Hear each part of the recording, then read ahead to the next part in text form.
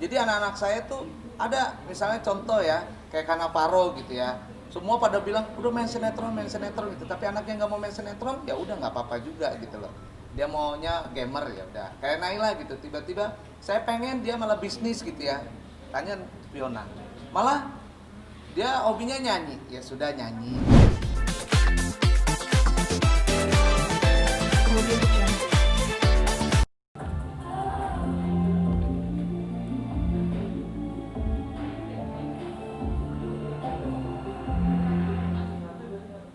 Mas Eko, terus ada si cantik Naila. Apa kabar semuanya? Ya ampun, cantik, ganteng. Oh iyalah ganteng. Ya, jadi hari ini adalah hari ini dan besok acara launchingnya singlenya Naila, ciptaan dari Melly Guslow dan juga Abe Hood ya. Dan saya senang sekali suaranya Naila diapresiasi oleh Teh Melly karena nggak tahu kenapa dari ribuan banyak penyanyi-penyanyi muda tapi Teh Melly memilihnya Naila ya. Mungkin ya ada sesuatu yang spesial dan sebagainya ya, tapi saya bangga banget anak saya Naila diberikan kesempatan lagu dari Teh Melly. Siapa yang nggak kenal Teh Melly? Lagu-lagunya selalu mencetis, selalu populer, dan itu kita bangga banget kalau lagu itu dinyanyikan oleh Rosa, BCL, Sipa Haju dan sebagainya. Mudah-mudahan kesuksesannya senior-senior yang saya sebutkan tadi bisa juga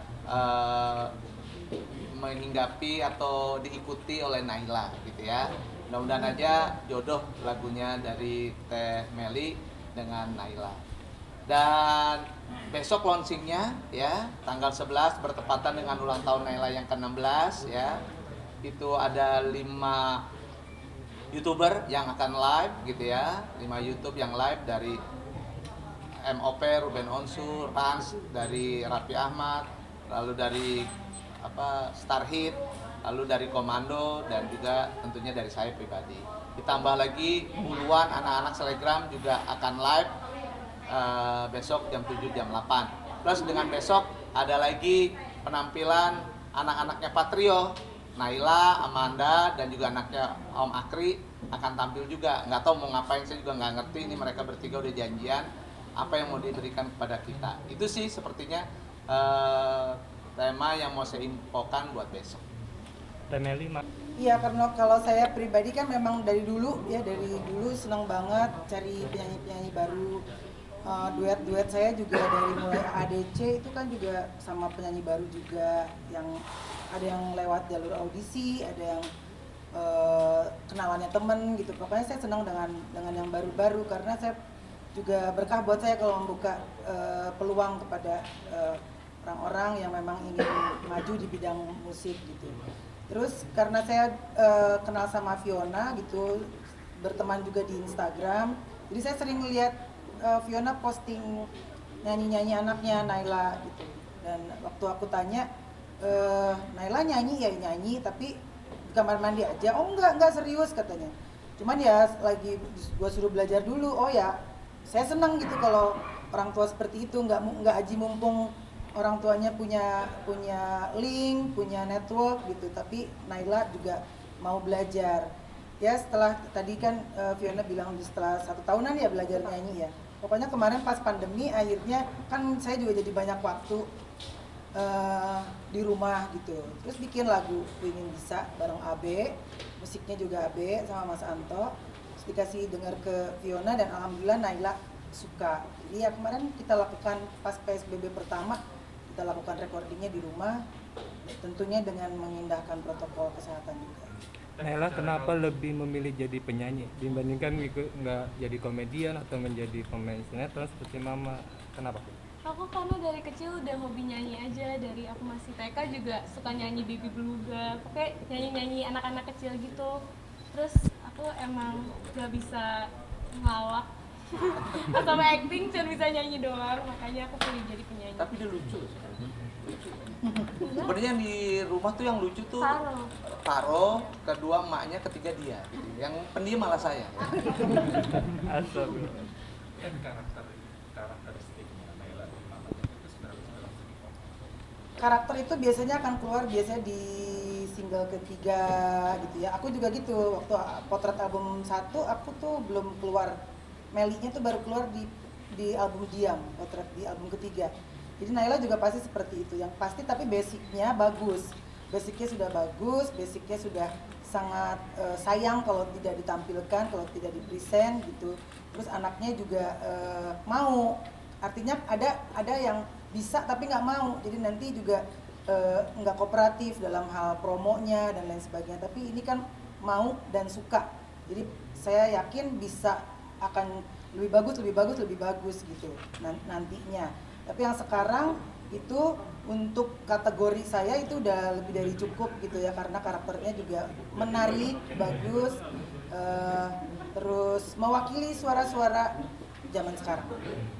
Nah, latihannya selama setahun ini selain dari guru vokal ngapain aja sih sampai akhirnya masuk ke dapur rekaman? Itu ceritain juga dong, masuk dapur rekaman seperti apa, banyak mulangnya atau gimana sampai akhirnya sekarang besok rilis, gimana Naila prosesnya? Aku prosesnya dari dulu sebelum aku nyanyi juga diajarin nyanyi, aku tuh udah suka diajakin nyanyi ke panggung di sekolah. Jadi di sekolah tuh udah pada tahu aku suka nyanyi, terus pada bilang suaranya bagus, kamu jadi penyanyi apa ini aja yang setiap hari Senin nyanyi. Jadi setiap kali pengibaran bendera aku suruh nyanyi gitu. Akhirnya ya itu tadi. Akhirnya Tante Meli kasih. Pas masuk dapur rekaman gimana Naila, adaptasinya susah nggak sih? Banyak ngulangnya nggak sih? Kan pasti gugup dong. Iya, ada vokal director. Aku pengulangannya lumayan banyak, tapi aku sabar karena aku pingin banget lagu ini jadi yang bagus, terbaik. Mas Eko sama Mbak Fiona sebab itu nggak sih berat atau deg-degan kalau menunjukkan anak sebuah dunia entertain? Karena kan tahu sendiri kan dunia entertain itu kan kayak maksudnya jamnya Iya. kan udah. Jadi gini ya, saya tuh dari dulu yang nggak pernah, saya sama Fiona terutama nggak pernah tuh yang namanya ngelarang atau ngebujuk atau apa, semuanya saya serahkan kepada anak-anak saya.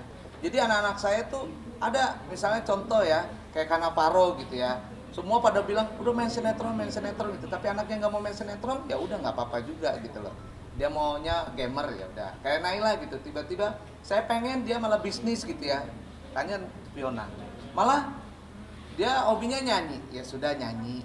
Jadi kita selalu mengarahkan aja, kalau mau jadi penyanyi yang benar, kalau mau jadi gamer yang benar, kalau mau jadi pebisnis yang benar. Jadi gitu, jadi nggak pernah tuh saya ngelarang-larang. Mungkin benar nggak Fiona?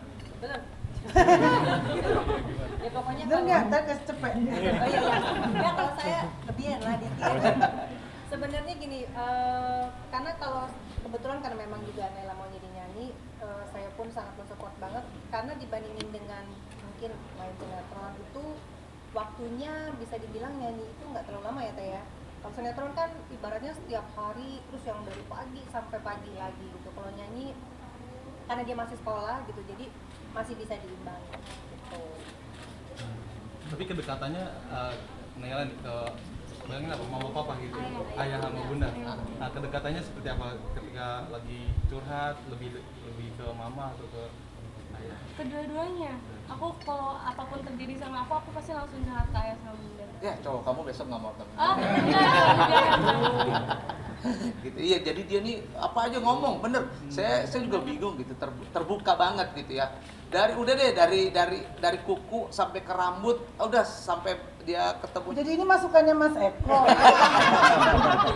Jangan masukkan Mas, ini bukan masukan Mas Eko. Ini bukunya punya saya.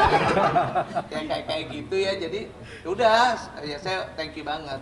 Artinya kan ada anak yang nggak dekat sama orang tua, tapi kita alhamdulillah dekat. Mereka dekat karena saya juga nganggap anak bukannya sebagai anak sih, udah sebatasnya sebagai teman, sebagai sahabat. Jujur aja kalau sama dia mah bercanda, apalagi kalau lihat coba di Instagramnya dia, di Instagram saya tuh di Fiona, pasti tiktokan bareng, apa bareng, gilaan bareng, blow-onan bareng gitu ya, bego-begoan bareng. Saya kadang kalau mandi dilatahin sama dia, oh segala macam, oh udah semuanya gitu. Jadi ya emang terbuka dan dekat sama anak. Mas, berarti termasuk Mas Eko sama Mas Fiona deket banget sama Naila gitu. Itu gimana sih Mas? Maksudnya bisa melakukan apa kan dua-duanya sibuk. Sekarang pemikiran anak sekarang. Caranya kalau untuk Mas Eko sih Sabtu Minggu. Sebenarnya lebih hari-harinya saya gitu. Karena Mas Eko kan Senin sampai Jumat masih kerja.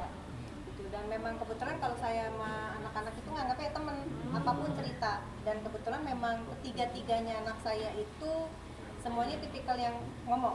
Karena saya bilang gini, saya ini dulu pernah muda juga, jadi kamu jangan pernah bohongin saya karena saya tahu kalau kamu bohong. Jadi akhirnya mereka semuanya pemberah. Kayak orang tua milenial gitu berarti ya? Ya, bisa dibilang gitu. Ya ngomongnya udah. Jadi ya ngomongnya kadang-kadang nggak formal banget. Kamu siapa ya? Enggak gitu. Lu ngapain ke sono kayak gitu? Udah, lu sini aja sini. Gitu. Ya lu gue apa? Kamu seharusnya Nempela. Oke ya, cukup ya. Terima kasih. Terakhir sedikit Mas, berarti termasuk masalah kan Naila udah mau 17 nih. Belum, tahun depan. Nah, tahun depan. Iya, ya. 16. Berarti kan masalah untuk kayak tadi kan terbuka masalah untuk cowok atau itu udah dibolehin atau enggak gimana nih? Jadi gini ya, dia malah lebih baik dia jujur terbuka. Ada cowok nih lagi ngedeketin aku gitu, harus gimana gini. Ya udah. Karena apa? Kalau dia ngumpet ke persekolah ini lebih bahaya. Tapi kalau dia terbuka dan kita bisa jelasin, oke begini, ini begini. Ya udah jadi temen aja. Yang ini boleh pacarin, yang ini gini. Ganteng nggak ya? Gini. Ganteng, tapi jangan lihat gantengnya aja. Maklum anak bin kan lihatnya ganteng doang gitu ya. Kayak ngeliat bapaknya gitu kan. Ya Allah, kasihan banget sih. Ya kayak gitulah ya. Jadi artinya buat saya dia dekat sama cowok boleh-boleh aja, dia segala macam bebas, ajak ke rumah malah ya, berteman dan sebagainya. Berarti udah ada yang resmi? Oh belum ada yang resmi. Ntar kalau resmi gua kirimin undangan. Alah.